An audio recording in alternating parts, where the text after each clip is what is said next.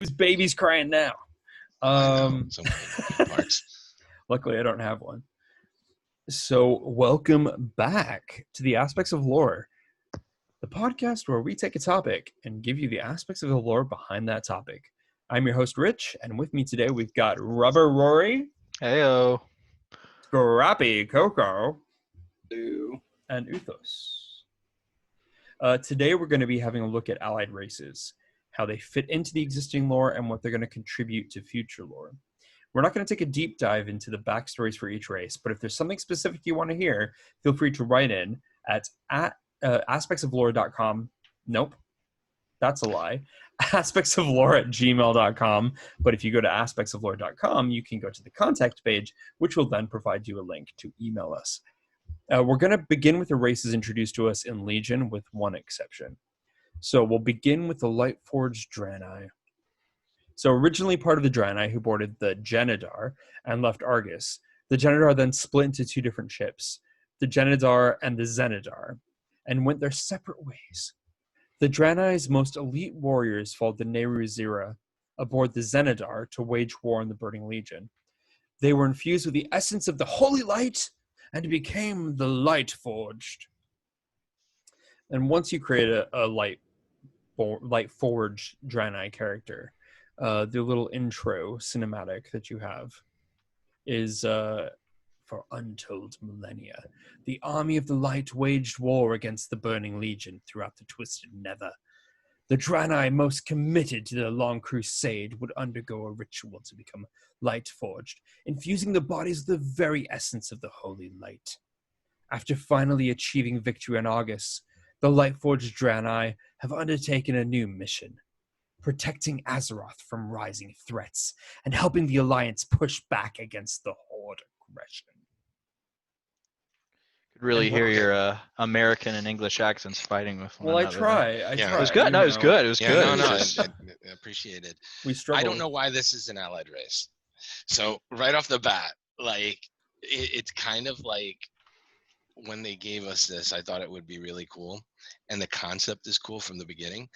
But it's literally Draenei with like 4 skins and like a Excuse rune me? on their forehead. This is a child-friendly podcast. That's, yeah, it's like literally like 4 skin tones. They can only be 5 classes, and they barely like it's. And I have thoughts on the Highmountain too, but it's like really not for all that. I agree. But the lore is interesting. The whole light forging concept is interesting. In Legion, when we got into that whole like rapey thing with Zira and Illidan, that was interesting. Hated it. yeah, that was the first time we saw like the light taking people by force was with Illidan. Yeah. Right. And so that aspect of it is super cool, right? But it standing alone as a race, I'm kind of like, you could have just given us those customization options for the Draenei and I agree. called it a day. Completely agree with that. They didn't do very much to change them from. If anything, it should have been an excuse for them to be a part of the Horde, similar to Void Elves. If they were trying to use it as a way to add another race in, I would have thought that they would have found a way to add a Draenei to the Horde. Not Lightforged necessarily. Not Lightforged. Yeah, the Minari, I would have the way in which that Blizzard were clearly trying to enable Blood Elves to play for the Alliance. Yeah, I would have thought they would have done something similar for the Draenei and the Horde. I mean, kind of when like they did this, I was like, what? Well, okay, so Blizzard has set up kind of these things that'll never happen. They've made sure that the whole game is based on orcs versus humans. So orcs and humans are never going to see eye to eye. And then in Rise of the Horde, you see why Draenei and orcs are mortal enemies and they're never going to be a thing. So Draenei is a quintessential alliance race, and there is no way they're going to make anything like that for the Horde at all. Like, but I would say maybe Binari, but even that, I don't think that they would do that. Yeah, I definitely see what you mean, especially with how close the Blood Elves and the Draenei were as far as their following of the light goes. Like the Draenei introduced them for the most part to the light, Yeah. helped cure their addiction to mana, rejuvenated the Sunwell. I could see, yeah. So that is interesting how Reintroduced them, yeah. the Blood Elves side of them are actually going on the Alliance, the Void Elf part, but the Draenei are strictly Alliance. There's no trickling over to Horde for them. So I can see where the weirdness of it comes up. But And- sorry, go on. No, Rory has thoughts on this. Oh, that's what I was gonna say. The only thing that I have with what Rory's going to say is the Lightbound on Draenor is not Lightforged. The Lightbound is unwilling, and Lightforged is willing. So that's the difference. So I think we'll definitely see, if we were to see an antagonistic side of the light, it would definitely be the light bound. So yeah, we see them in Draenor, at least the same sort of familiar following of the light. All right, so Lightforged and Lightbound are different. Terralion so they have was made. Lightforged in Draenor. They do have, like, Yrel turned Lightforged and her Draenei turned Lightforged, and then she decided to make Lightbound. She decided to bind orcs to the light, whether they wanted to or not. And they have Lightbound orcs. This made me really angry because I've not played through because I've just been Alliance for a very long time. So I haven't actually unlocked Mag'har orcs. But when I found out that Yrel was the one orchestrating this kind of, I guess similar to Zira, this kind of forced light rape, basically, on these poor orcs, I felt like her character that was built up over such a period of time, and that was one of my favorite parts of playing through WoD, was seeing her come from this tiny little Draenei priestess who worked her way up throughout the campaign with us and was kind of similar to us in a way, and ended up being this amazing paladin with these great skills, and then all of a sudden she turns around and starts to force this on these poor orcs. I've just felt so betrayed by her. Yeah.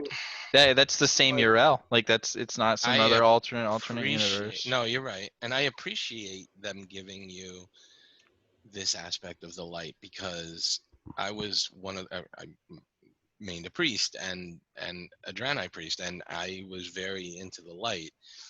And that Zira moment did take me by surprise. It really, like, I had to play that over and over again on my many alts and watch that cutscene over and over again, because I never really thought about the light being so tyrannical and so, like, just so, like, authoritarian. Yeah, but it does make sense.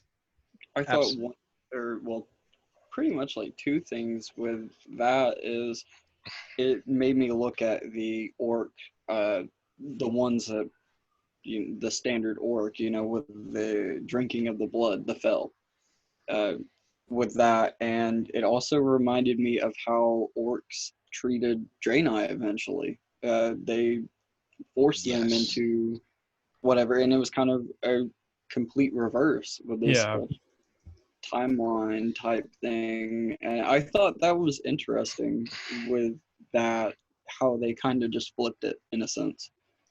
Just with that. About that, okay, so we're not gonna get into like the whole like WoD thing, but we can touch on it. I don't know what their intention was with the whole WoD thing. I get what the end result that they wanted to achieve was, which was like they wanted Gul'dan back, but I thought that was kind of lame. Like they could have just brought Gul'dan back. That wouldn't have been that difficult. Okay, the thing is, if you've ever seen what's that show on Amazon Prime with the Nazis? I know what you're Man in the talking High about. Castle. Man in the High Castle. So they have an alternate reality. And then they show people going into the alternate reality, and it turns out that you can only go into the alternate reality if you're dead in that reality. And then right. So I don't know if that's what they intended, but every character that went to the alternate reality was not a character that was alive in that alternate reality. Really, That's true, actually. You didn't see much twinning happening. Like And Thrall. people have asked about that. Like, why didn't we see more twinning happening? Because I guess, I don't know if this is their intention. I really don't know what Blizzard wanted for this. But if that was the case, I've heard some backstory and some rumors that Yrel had died in our reality, and he was linked. Murad was linked to Yrel in some way, but I don't know if that's true or not. Yeah, And you saw him going in that direction over in that in Wad, right? So in Wad, we know that Murad didn't exist, and that's why he was able to go over there. I don't know if that's why he was able to go over there or not, but he did go over there. I really don't understand what the rules are with this. Like, maybe you can't go through that portal if you existed over there or whatnot. I don't know. That would be really interesting and would cut down I don't know. confusion. Let's suppose someone, they want your WoW characters. You're allowed to build up your own story with that. A lot of people set their orcs as original orcs on original Draenor. Sarfang, for example. Like, you can. I feel like if any of our orcs was able to go that through. Exception, maybe you weren't alive in the WoD reality. So maybe that's why you can go back, because you never existed in that reality. Yeah. I don't know. It's weird. I don't think they're ever going to really touch WoD again. I don't really think we're ever going to get it clear. I think they that's are. Going to be the next expansion. Yeah, I think so too. Yeah, I think the next expansion with the Light versus Void is going to the light's going to come from there. So we know that also that reality is falling apart because it's not connected to the main timeline. Because in Chronicle, it says that different choices bring up little branches outside of the main timeline. But unless those branches connect to the main timeline, those branches eventually just dissipate and fall apart. So it's taking a really long time because they were connected to the main timeline, but then the dark portal was disconnected from them, and they started their land started falling apart. They don't know that it's because they're not connected to the main timeline. But the minute they figure that out and they reconnect to our timeline, they'll be cemented into reality at that point. So if they can figure that out, they'll connect to us again, and that'll be their storyline from that point on. That makes that sense. Being said, if you do, the reason I brought it up was if you did do WoD, there is an achievement that's called Time is a Flat Circle. Yes. And that's taken from an HBO show, True Detective, where he goes, time is a flat circle. Everything you ever did or will do, you'll do again you'll do over and over again. That was the whole quote. Everything we have ever done or will do, we will do over and over and over again forever. So the implication with that achievement was that no matter what we try to avoid, it will always go back to things that are impossible to prevent. Like the Orcs and the Dranei will always fight. No matter what we do to try to make the peace, it will come back to them fighting. The Orcs will always seek a power source to try to overcome their enemies. No matter what we did. Lightbound Orcs and Dranei? Would that be the exception? Well, no, I think the Lightbound Orcs are part of the Army of the Light right now over there, but they still have a big fighting force that's against them. But there will be a conqueror. There will be one that conquers the other. In our reality, it was the Orcs that conquered the Dranei. In that reality, it's the Draenei that conquered the Orcs. Mm-hmm. But they're always going to fight, no matter what they do.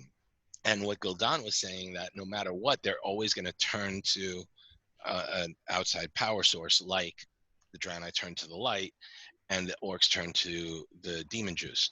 Yeah. So that's that's why, somebody posted on Reddit that Garrosh like helped them not turn to the thing. He just postponed the inevitable.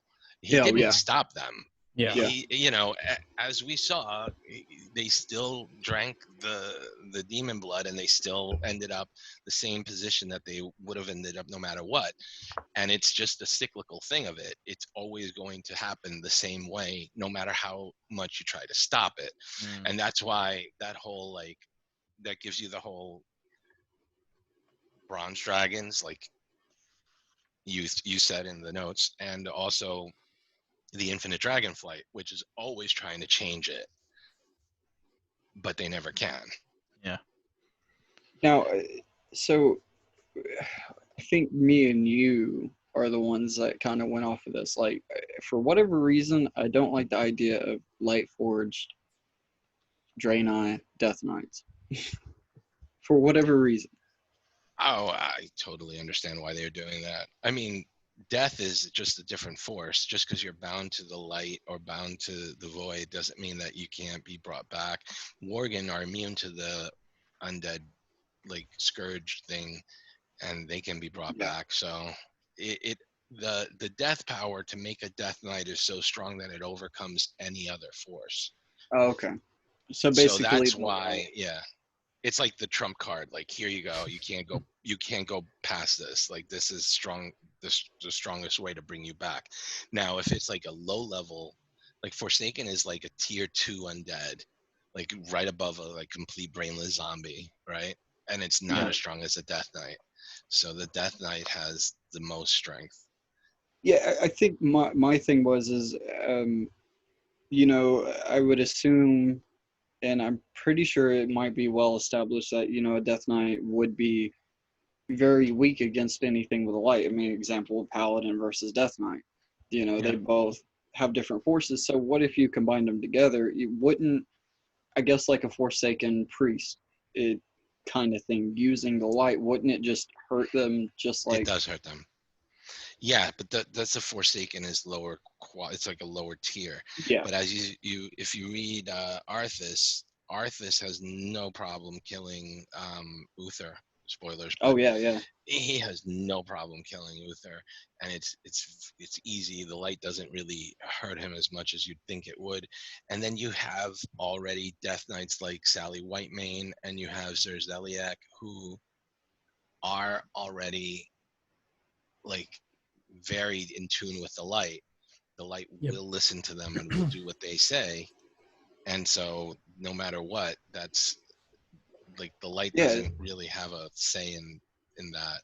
It is kind of like one of those, like, I'm pretty sure, like, we don't know exactly how the light works, but example, like when Arthas was doubting himself, is he doing the right thing while he was losing connection with the light? It was purely because he was doubting himself. Now, if he believed in the Scarlet Crusade, they believe in what they do, so they can utilize the light. The light, flows through them because they thoroughly believe what they're doing is good.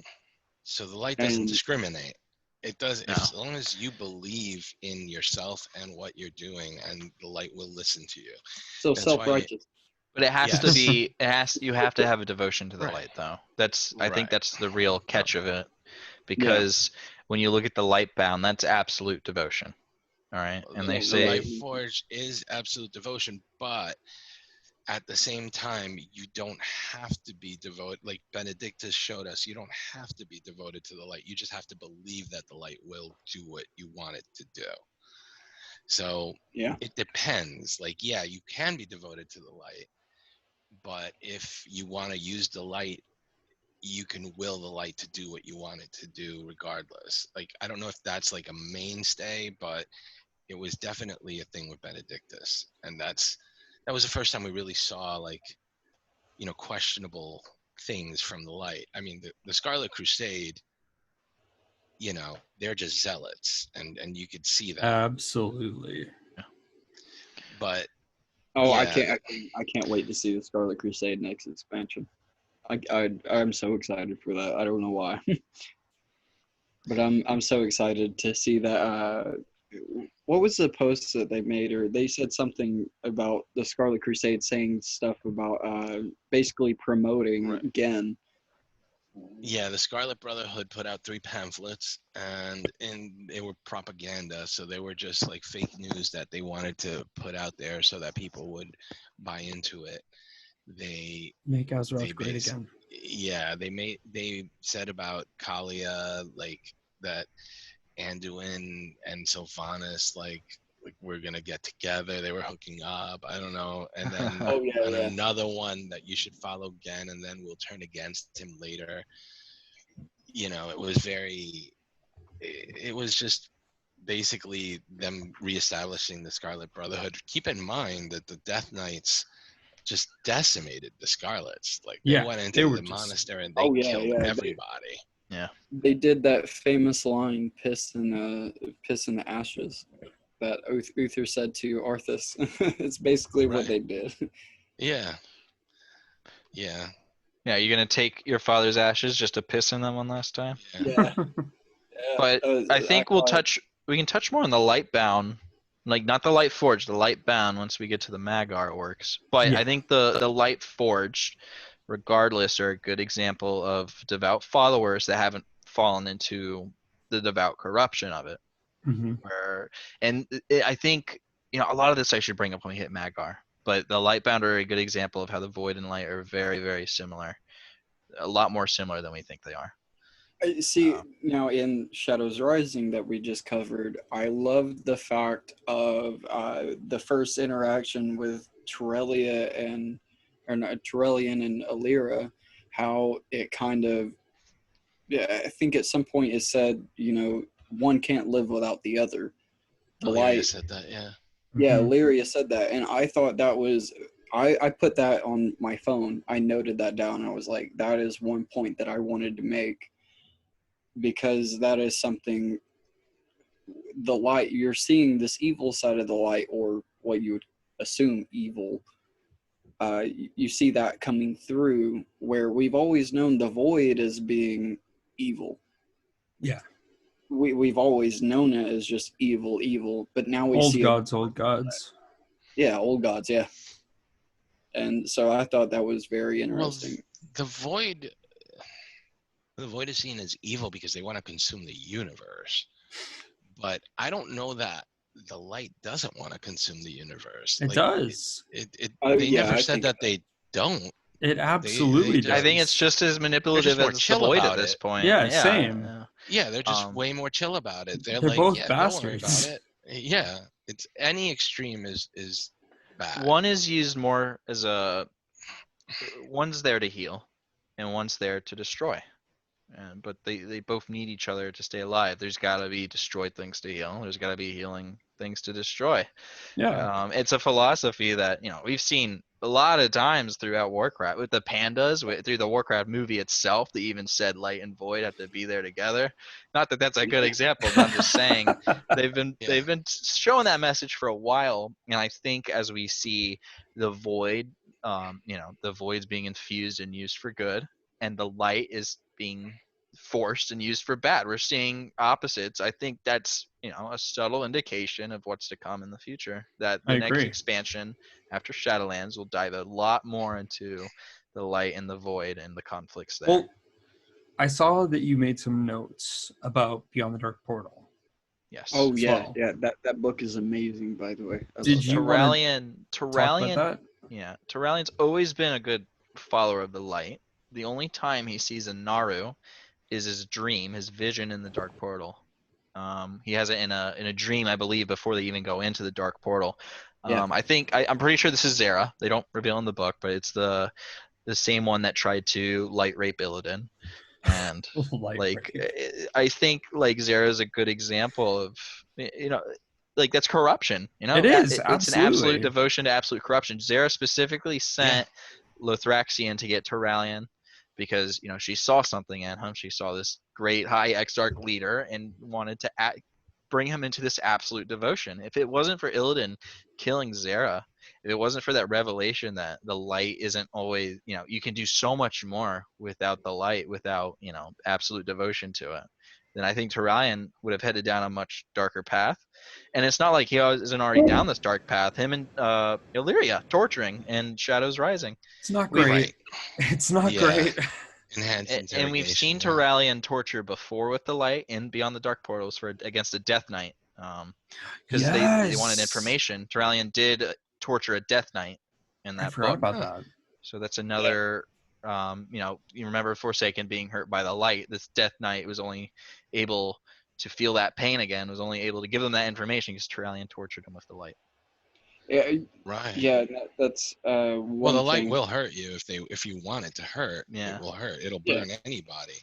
Like, it doesn't have to be a Death Knight, but it'll burn anybody just the Yeah, same. And fair enough. it's funny how you see it in Battle for Azeroth, in the Battle of Stromgarde, with when Tauralian fights, because they change it up every time. But if Tauralian fights Lady Liadrin.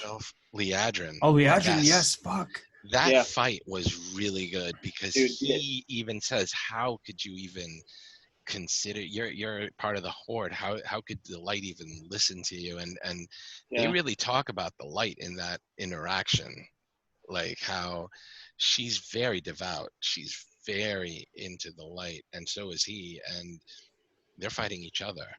And I thought that was that was really glossed over in the whole BFA thing, but I felt like that was a really important interaction. I know Blizzard really wants to focus on the light and the shadow.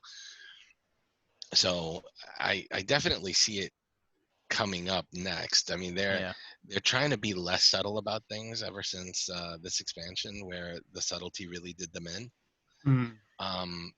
So I think they're going to be a little bit more like brutal about things, and I think the book was a good start. Yes, I agree for that. So this, for me, as a kid growing up with WoW and everything, it never made sense to me, even in lore perspective. Why can I be a warrior, and why can I make a priest, but I can't be a paladin? Okay, that'd be a whole nother. I can answer that like as quick as I can. So there's different types of priests, and they don't all have to deal with the holy light. Only races that are specifically in tune with the holy light can be a paladin. We're going to talk about that in the next episode with the race class combos. Yep. But paladins are about faith. You have to have faith in the holy light or something akin to the holy light to be a paladin. Okay. And priests are about will. You just have to believe in yourself and believe that the light will do what you want it to do in order to use it. That's why gnomes and goblins can be priests. Okay. Because they can just have the light do what they want it to do because they believe in themselves and can tell the light what to do. But they don't have the faith that's required for a paladin.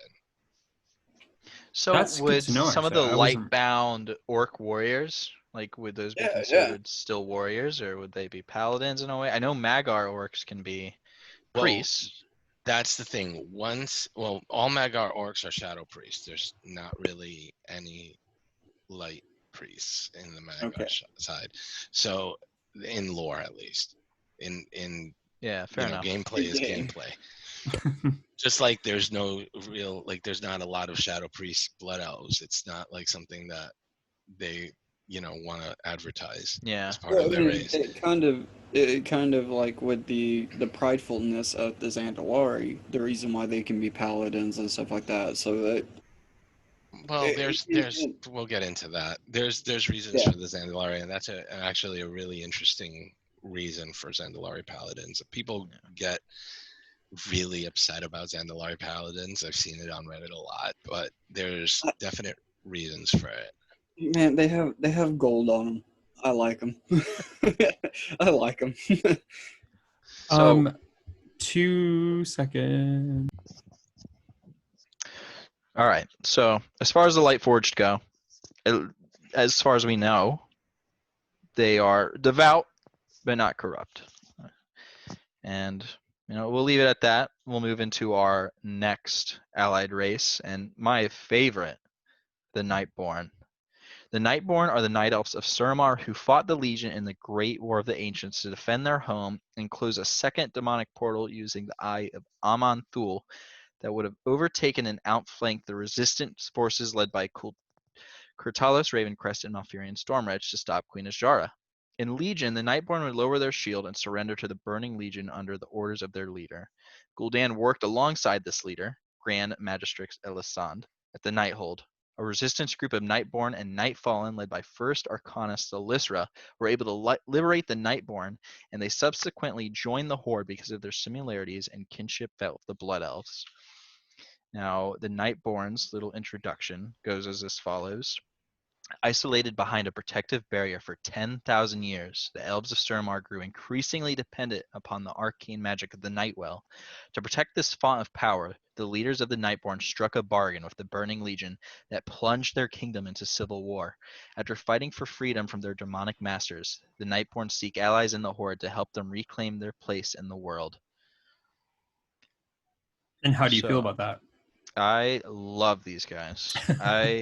I'll hit it right off the bat. I think the culture and architecture alone is what really captivated me. Suramar is the first glimpse we get at a highborn city, a highborn society at its might, because everything else was destroyed during the Sundering. So like Dire Maul and Zinashari, like those big major cities, those are gone. We never really got to see a glimpse of them outside of the art provided.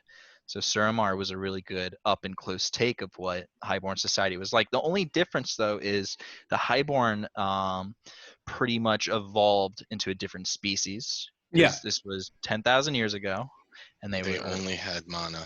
Yeah, they only had the mana. Nightwell from nourishment. So they're a whole different unique elven species now because of the Nightwell. So yep, they relied on the Lightwell. Oh, sorry. Did you ever see the somebody like did it on Unreal Engine? Did you ever see Suramar done on the Unreal Engine? I did not. No, I didn't either. I'll have to show that to you. When this is done, I'll link you. We'll post it in the show notes and the the description on the YouTube video as well. So the Nightborn, their society was under a bubble for 10,000 years. In fact, they had no idea of what was outside the bubble. They didn't know about their Highmountain brethren. They didn't know about the rest of the Broken Isles. They didn't even know about the Nightfallen and the Withered until the bubble was down. They didn't realize there was this 1,000-army Withered, batch waiting right outside. So they relied on the Nightwell. Now, a little bit about the Nightwell. It relies on ley lines to feed its power. It's sustained by the Eye of Aman-Thul, and supposedly it rivals the power of the Well of Eternity itself. The way they distributed this power, and as you'll know through the quest line and some of the dailies, was Arc Wine. They're very, very prideful of their wine. Now, this wine was how they distributed it amongst the populace, made sure everyone stayed Nightborn, because without that mana, they became Nightfallen and then Withered. All right. So during the War of the Ancients is when the Kaldurai of Suramar erected this bubble. And evidently it was right before the Sundering. It was pretty close to when the Sundering first erupted. The only reason that city survived was because of that shield. The reason they implemented this shield was they still wanted to stick with that highborn society, that culture of magic. They knew that this new resistance. They thought that the demons were just going to take over the whole planet, right? They were just convinced, oh, this is going to be the end. So they did that to protect themselves from the demons, right? And then that's when everything happened after that. They didn't want to join the resistance either, though, because of their cut from mana. Right, the resistance were the lowborn. Yes. They were the common elves. Yes. And they didn't want to associate with the common elves. Yeah. Who were resisting against the okay. So the night elves were at the time the Tyrande group was the common folk. Now there's a lot of major characters that come from Suramar. Both Malfurion and Illidan are from Suramar. Both Tyrande herself is from Suramar. So it's a major city of the Highborn. Now a Yeah. Horde city, proud to say. So there we go. There's one for the Horde boys. I've actually been torn recently about A lot of people had a changing problem with that. Yeah. my warlock to a Nightbourne. It's such an amazing city. It's So, like, the only thing I have to say about the Nightbourne in general would be it's very, I don't know if you would say reminiscent or what you would say, but it reminds me a lot of the Pandaren with the mist, kind of shrouding them from the whole world. Oh, And then all of a sudden it's gone. Like, okay. Yeah. The only problem was, like, yeah, as soon as that bubble went down, these guys erupted into civil Yeah. war because they Yeah. were very strong believers of not to follow the Legion. But in a way, this was the Grand Magister's only option. They were going to absolutely decimate that city. They were going to go for the Eye if they never made that deal. Only option. I think so. I think because we didn't step in until the city was already in civil war. Like, we didn't step in till long after. I think that city would have been razed by the time we got there. also, Elisand was very good at time magic. They've Oh practiced. yes. Yeah. They have practiced a lot of arcane way stronger than anything else that we've ever seen. And Elisand was able to look at all the possible timelines, That's like true. a Doctor Strange in Infinity War, and basically see the only path forward was to join the Legion. Yeah. That was the only path for her elves to actually make it through. But we keep defying the odds when it comes to predictions. So she didn't foresee that in the end. So the Nightborn, who were, the way their society worked is you were exiled. Yep. And they would put you outside the bubble. From there, you were deprived of the Nightwell. You became withered. Oh, hold on. We're going to have to pause. Okay. Baby's crying. Yeah. 3, 2, 1. Okay. So, in regards to the Nightborn, a lot of Alliance people got upset because they felt that they did a lot of work, and it was a grind. It was quite a grind and quite a long quest chain that was time gated and everything. And a lot of Alliance people made a very big deal about the fact that they helped the Nightborn just as much as the Horde did. Why was it that they picked the Horde instead of the Alliance? And the reason for it is pretty easy. It's not like a very complicated reason. The Nightborn have the superiority complex where they feel they are the best, just like the Zandalari do, and we'll get to that later, but they wanted to be courted. They wanted the attention. And Tyrande did not have an appetite for that. She did not care one whit about the Nightborn. She said, well, whatever Elune decides, which is basically her saying, like, whatever with you. The Blood Elves specifically played politics to get them in. Okay. They specifically went and tried to court them and say, hey, we got a lot in common. You know, we both, like, had the same, it's the same storyline really with the Blood Elves. With the leader that betrayed them and all of that, and then their affinity towards magic, and they also had a lot of similarities in the story. So I can understand why they picked the Horde and why they picked the Blood Elves, but a lot of people were really hurt about that. So yeah, I could also get the other thing because it was quite a grind. So I understand that. I'm going to piggyback off of that because Thalyssra and Tyrande did speak about unifying their ancestors, the Highborn. Tyrande, for one, the same way Varian was upset with Gen for abandoning the original alliance, Suramar did abandon the Resistance, did abandon the Kaldari.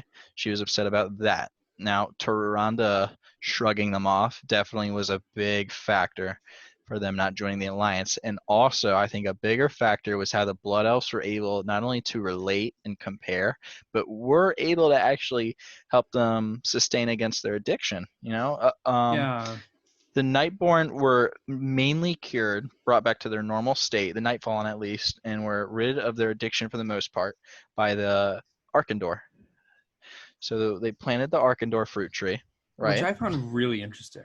The Arkandor actually has a pretty fun story behind it. So it's a seed that needs a perfect balance between nature and arcane, Mhm. right? And that's two things that the Night Elves originally fought over was nature and arcane. Yep. So the Arkandor, it was very interesting. And they made a big deal about the balance of it. In fact, there was one attempt of an Arkandor tree that we know of back down in the Shattered Locust, so underneath Shalaron, the little dungeon we run through where we collect Nightfallen. Oh, yeah. We do see a destroyed Arkandor tree. So Yes. if it doesn't grow the right way, usually what happens is the arcane will outbalance the nature and it'll explode. So the reason there's all those were they Fendori, the spider people, Yes. the Felderai, right? Is because of all the Nightbourne that were there that are mutated. Originally, those Nightbourne exiles were sustaining from that tree. When it exploded, it turned all of them into those spider people.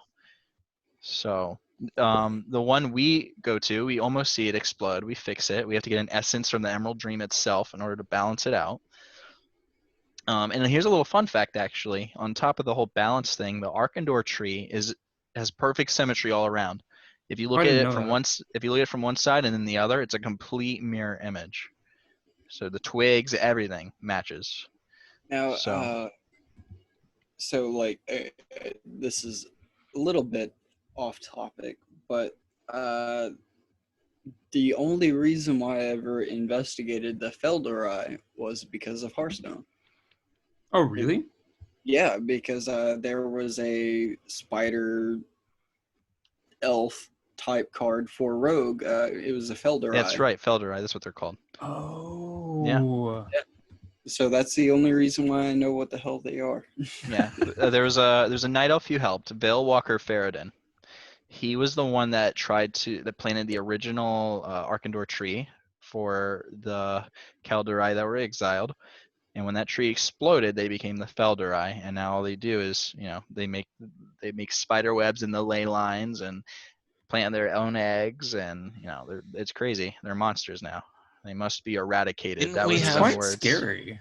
Yeah. Didn't we have in the raid or something? Wasn't there like a botanist or something? But he used arcane to force nature to do things, right? That was a whole other thing, because I know that the Blood Elves force nature by using arcane. I know that they do that in Eversong Woods, and I know that they do that in different parts of the lore. I've seen that where arcane has a tendency of sometimes forcing nature to do certain things, but that's not the case with this specific tree. Yeah. So that's another fun little comparison. We have light and void. We have nature and arcane. Now the only difference is light and void are always trying to balance out. Nature and arcane are always trying to balance in, because the Arkandor itself cannot fully grow without a perfect balance of both. When they finally grow the tree, that's when they are cured of their wither state, when they're somewhat able to overcome the mana addiction. When they were asked, but they still have it, right? They slightly, yes. The Blood Elves, one of the big reasons why is because the Blood Elves were able to help them cope with that. We're able to introduce them to the AA meetings and whatever for it. Right. Well, that's the thing. Like, and I had a discussion on Reddit about that. What were you gonna say, Scrappy? Do what? Were you gonna say something? What I was gonna say is I love how the Blood Elf and the Nightbourne interaction is. I love it. Like, I love how they were able to help. Like, they were able to help them overcome their addiction. Another thing is, Liadrin does a really good job of recruiting them in, because keep in mind, the Shalderai or the Nightbourne, they don't know about the Orcs. The only relationship of a horde race they have are the Zandalari trolls. and way before Queen Azshara was making deals with the Zandalari. They were trading, they were sharing land, and even though the Zandalari was always trying to outsmart them, they had a fair relationship. So it wasn't like these guys had any resentment to any of the races. They didn't know anything. They didn't even know about the Highmountain next door. So when Liadrin was explaining how this brotherhood of misfits and monsters came together and were taking back from a world that hates them, like they saw strength in that. It was mentioned during the battle in Argus. Liadrin speaks to a Nightbourne commander. Yes, talks about it. I forgot his name. All the elves have an addiction to mana, so that's like a thing that's going on throughout all of Warcraft. So the thing with the I had a discussion on Reddit and we'll get into this with the Void Elves. It seems like the Void seems to be the cure for this mana addiction, but we'll go into that when we go into that. But yeah, they've been struggling with all of these mana addictions in the Nightbourne and the Blood Elves. I would be interested to see where the Arkandor goes, because I remember them saying how the Nightwell was going to be destroyed, and I remember the first Arcanist said, "Well, let it go. We have the Arkandor." So they don't have the Nightwell anymore. So the Nightbourne, they use the Blood Elves, as far as I know, a lot of their addiction was cured up when Velen cleansed the Sunwell. Their relation to the light also really helped them out. So I think what's fun to see is these people ease that. Now these guys rely on nature rather than light. They relied on the essence of the Emerald Dream that was infused in the Arkandor to help cure them of their arcane, their arcane binds. So I was so happy to hear these guys were joining the Horde. I thought it was a great step in what the diversity of the Horde.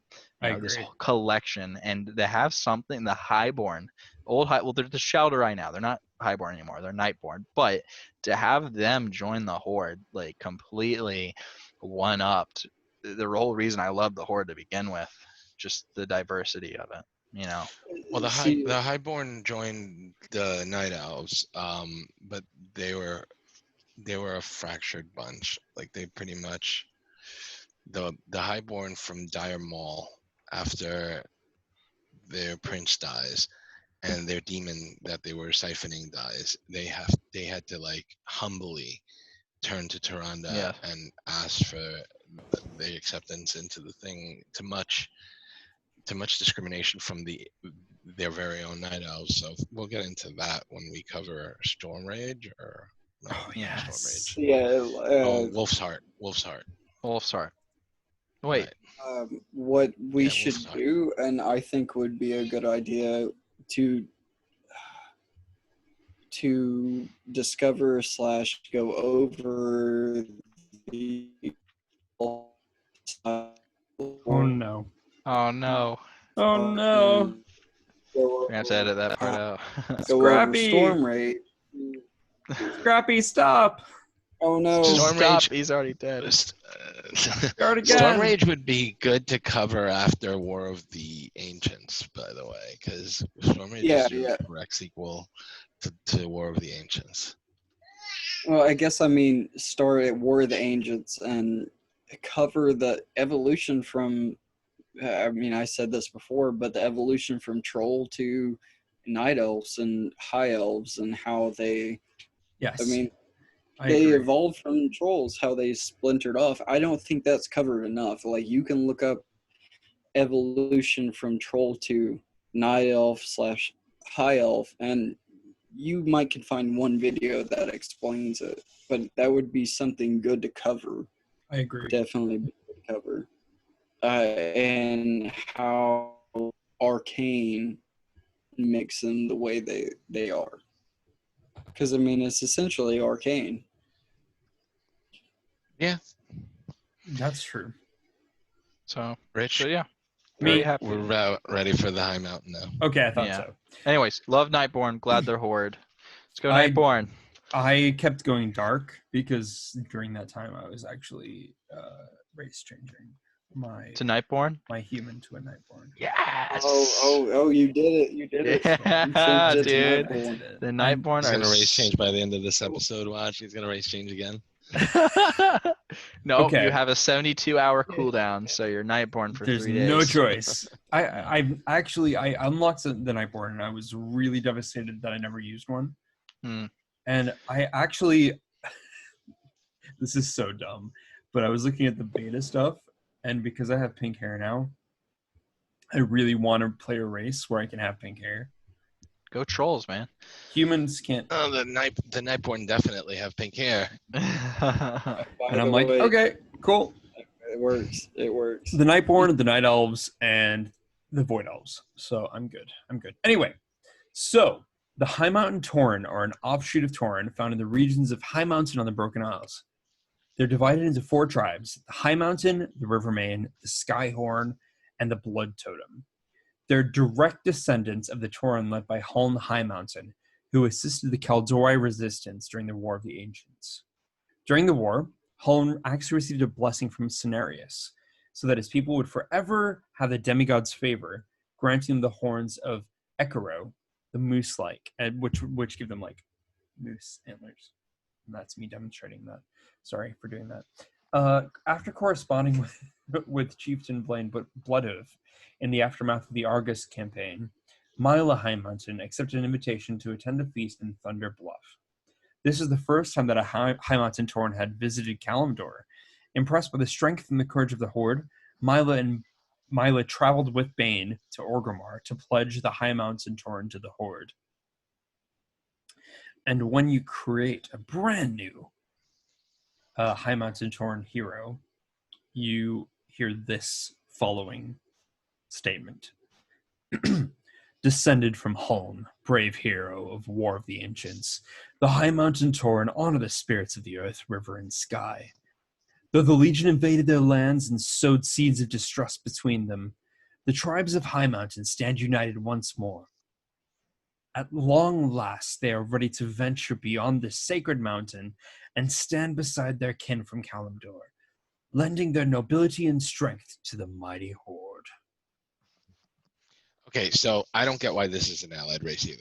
Yeah. This is another one where it's like you could have just added this customization option to the Tauren. Yeah. Literally I just give them really horns. don't. Like the And Dark Iron. it's like Dwarf. there's some allied races that bring a different race class combination that like other races didn't have.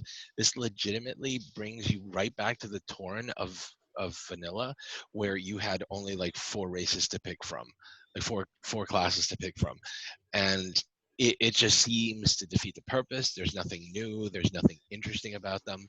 The leader of the Highmountain has a thing for Bane, and it seems like they're hooking up, and I'm glad for them. I'm happy for them. You know, may they live happily ever after. But it just seems like they're an unnecessary crowbarred thing when you could have, if you wanted to do it, they could have done something completely different with the Tauren model and given you, like, for instance, those people in Shadowlands in Ardenweald, those like goat people or whatever they are. That I that are, like them. The Night Fae. They're super cool. Yeah. And But you could have done something like that because they used a female Tauren model. I really enjoyed the best part of the Highmountain Tauren for me is Ebonhorn. Okay, yeah, I can see that. Yeah. That's what I enjoyed about it. I mean, again, I distanced myself from the Horde, so I haven't unlocked Highmountain Tauren either. So, yeah, they're direct descendants of Huln Highmountain, who was, quite frankly, a pretty badass guy during the War of the Ancients. He was awesome. He saved Ekora, who was a champion of Malorn. So Cenarius gave him the horns of Ekora, or Echira, which gave the moose antlers. Which I like, and I liked the fact that you were as a player, you were playing through that scenario, so you were actually. I mean, very rarely do we go back in game to the time before the game was. Yeah, we get to tear shit up with Huln. Like exactly. That was Huln. Yeah, and he was just amazing. Yeah, that scenario was cool. And here's another cool thing. Just a little fun fact: the nations all used. I mean, it's explained a bit throughout the quest line, but for people that just skip over the quests, they used to be at a constant war with each other, the same way the Orcs of Draenor used to be, until Highmountain united them together. I didn't And know that's where that. the name Highmountain comes from, is because they named the region after him. The only reason they divided was because of not necessarily the Legion, I'd say it's the Drogbar, when they stole the hammer of Khaz'goroth. So the hammer of Right, in the Khaz'goroth was comic. retrieved by Huln during the War of the Ancients. And one of the main reasons the tribes got together was because they agreed to help protect it. So when the Drogbar stole it, that is what kind of shattered the unification. And the Blood Totem, the only way the Legion really interjected was because of the Blood Totem corrupting them and trying to go from there. That makes sense. Yeah. If they would have been able to be like warlocks or something, I would have even given them a little bit more. But they really didn't bring anything new. It's just crazy because they're letting Nightbourne be warlocks when they were just spent a whole civil war trying to get the demons out of the city. Well, I get that. They have the Forsaken and the Nightbourne are able to be warlocks because they want to make sure that they don't become oppressed by the demons again. So they're controlling it's the a whole demons. like thing Fair of enough, like, yeah. I'm gonna learn how to make sure that this doesn't happen to us again. And that's like at least what I've taken from That makes sense. that whole That thing. makes sense. I hadn't thought about it that way, to be fair. So does anyone like the Highmountain Tauren? On a personal level, for me, I feel like they're just like Dark Iron Dwarves. I can live without them. I think the Highmountain have a Love pretty Dark. they have a pretty fun history. Huln, I think, is the only reason I really like these guys. I like that, but he was a Tauren. Yeah. And he again, was a Tauren. like Uthos said, like this could have just been a customization option that you unlocked. Well, I think they realized that, and that's why Shadowlands is introducing so many new options. Like our next podcast is going to be over that. So Damn straight. like instead of adding Drakari and Sand Fury trolls, like they're adding that as just a nice customization option for you. So I think intentions are good now. Okay. I think they noticed what people were saying. I think the Highmountain it was a fun little story to add in, a fun little race, fun little rep grind. I mean, I'm glad they're there. I'm glad they exist. Highmountain's good. It's nice to see other tribes outside of the ones in Kalimdor. Yeah. It's better to see Blood Totem instead of Grim Totem. I don't know. It was fun. The Skyhorn, the Rivermane, they were pretty fun to see, like the different I like to agriculture. do that. And you got to do. You could do that as Alliance as well, right? Yeah. Yeah, I thought so. Alliance got to quest it. I thought so. And I think I liked that because I really enjoyed the Hollow Brain engage Tauren in general. So right. And playing an Alliance character, I was like, I want to, actually understand their culture. So being able to play with them, I thought was great. But again, I think they didn't need to be an allied race specifically. I've always thought that Tauren culture reminded me a lot of Night Elf culture, but in a different way. Like they look at nature as like peace compared to Night Elves, to where they could use nature to their will. They can bend it to their will, kind of thing. Kind of like shamans or dark shamans. Well, yeah, Dark Taurens. Shaman. I don't think the Highmountains are as into the Earth Mother as the Taurens of Kalimdor are. They joined their brethren through the war against the Alliance, for the Fourth War.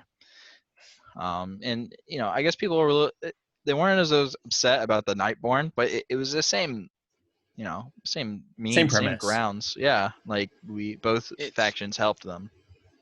It's supposed to be a representation of Native Americans, and that's what I thought. I believe that the Tauren are a specific Native American tribe, and the Highmountain are a different Native American tribe. I don't know which one's which, but one is supposed to be the Cherokee, and the other one's supposed to be a different one.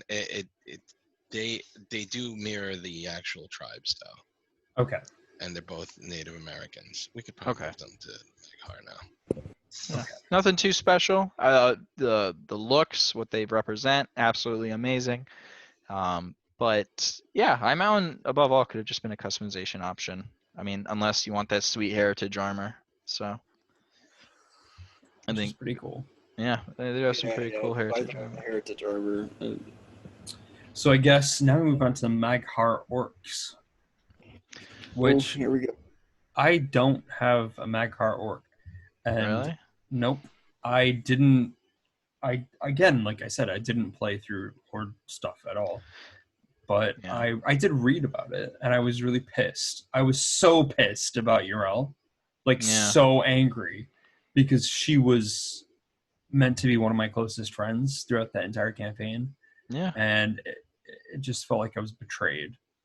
She definitely became a devout follower. So the Maghar Orcs are the remnants of the Iron Horde and the Frostwolf clan united into one clan simply known as the Maghar, meaning uncorrupted and orcish.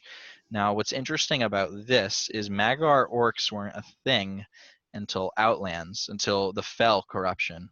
Now, no one in Warlords of Draenor was Fel corrupted until the very end. Yeah. So a thing I put in my notes, were they Maghar because of the new Fel Orcs at the very end, or were they Maghar because they were uncorrupted from the Lightbound? Oh, good question, actually. No. What happened in Warlords of Draenor happened 30 years, I want to say, before the recruitment scenario. So in that time, in that 30-year time jump, all of this light stuff happened, and the Dranei went to war with the Maghar and all of that.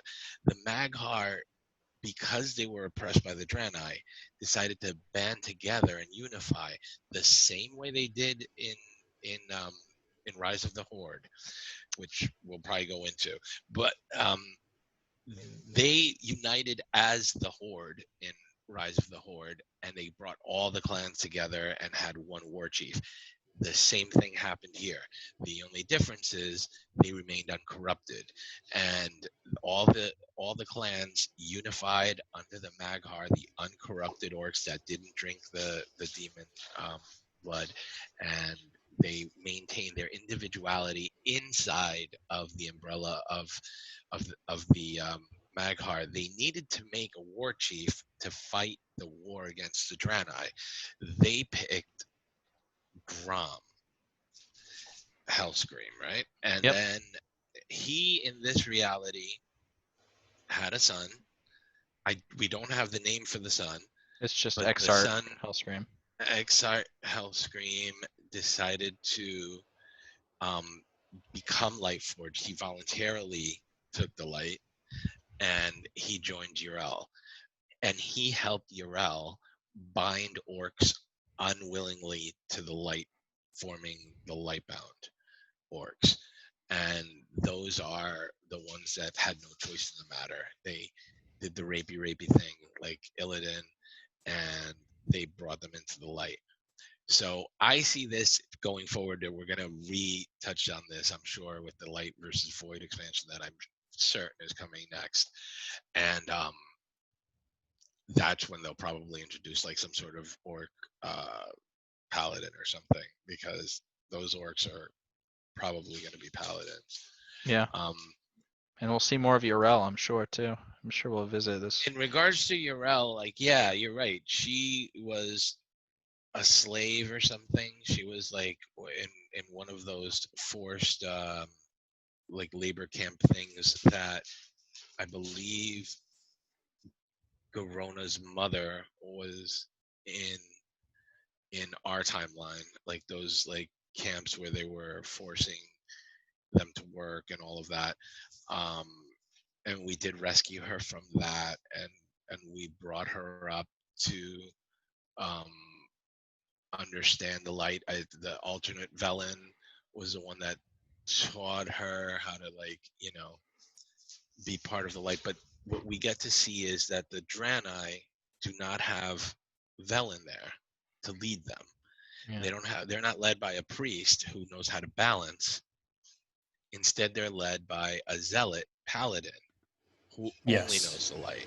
Yeah. And so we get to see what the Dranei do if they didn't know balance, if they only knew the light. Well, And that's the road they actually, would take. one of them mentions the light mother, that they have been communicating with a light mother. There Right. is a Naru. We don't Ooh. know if that's Zira or not. It could be a different, I mean, we don't know anything, but it could be a different Prime Naru.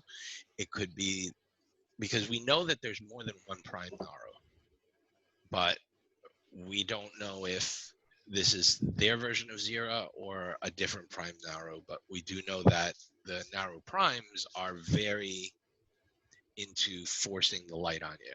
Yeah. Like anything of the extreme is gonna. It would it'd have to be Zero or a Prime. I think it's a different one because they don't mention Zera. Zera is dead by this point, so there's still someone communicating with them.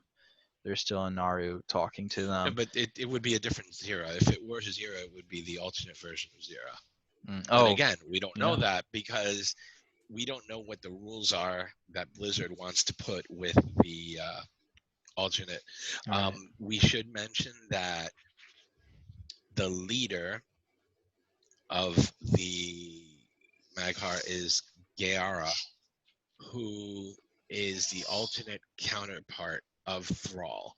So Thrall's parents, in this timeline, Thrall doesn't exist. So Thrall's parents had a baby girl.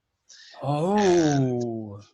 They named her Gaara, which I think is Thrall's mother's name, if I'm not mistaken, or something similar to that is Thrall's mother's name. And she's their war chief. She's their like high chieftain. Well, after Grom dies. Right.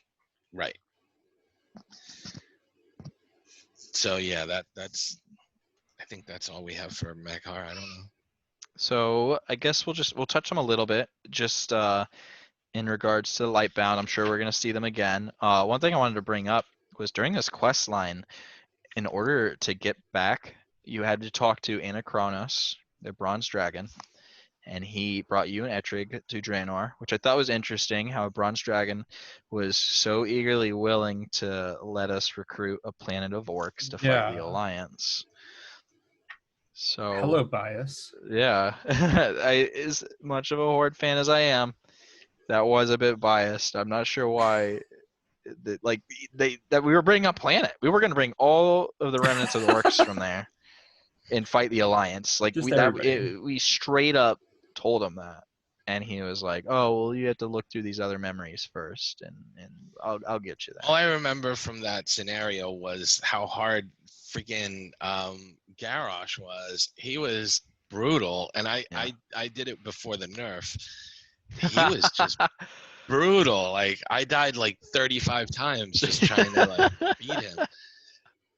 It was terrible. I thought Garrosh was cool as hell. Yeah. No, I it mean was fun to fight him again. Scenario. Yeah, that was crazy. So I'm sure we'll see Exarch Hellscream in due time. The Mag'har it's fun. I'm really glad that we went back in Draenor to grab them. So I mean, there's an obvious reason. I guess the Alliance isn't going back for the Dranei because they're Lightbound. And Yrel specifically says that she's going to go world to world to cleanse, to help. Yes. So, and I think she implies spreading this light. Right. The same way the Void wants to spread and destroy and plant its seeds of corruption. So it'll Blessing be fun of to eternity. See. Yeah. And so their way of so they also have if they don't make you lightbound, they can freeze you exactly how you are with the blessing of eternity, which just encases you in light and you stay exactly that way forever. So we can go back to that planet and find everybody like completely frozen in light. That would be interesting too. Yeah. Little fun fact. Our garrison has been taken over by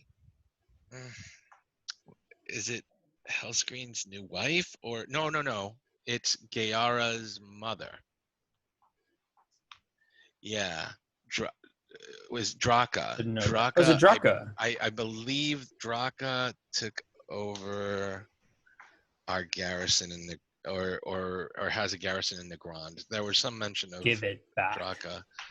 I'm sure somebody will correct us if they email us. But yeah, I know that our garrison was like in shambles, and then they also there's a garrison in the Grand. I believe that's under Maghar control, but that's one of the last bastions of Maghar left. Right, there's really little left. They've taken over all of that land. Jeez, there's a whole light bat. Everyone that worked for us is dead in that garrison. It sucks. Well, no, we brought back Lannister of the Blade, and he had a pickaxe because he like ran from our mining pit and just brought his pickaxe with us. Remember, he was the first person that we put in the mining thing. So fun. I see. So that was fun. That was fun. A little fun fact: if you are light bound or infused with the light, you are immortal. Oh, In case you didn't know, it does make you immortal. that's good at least. Terralion, so Terralion isn't really Lightforged.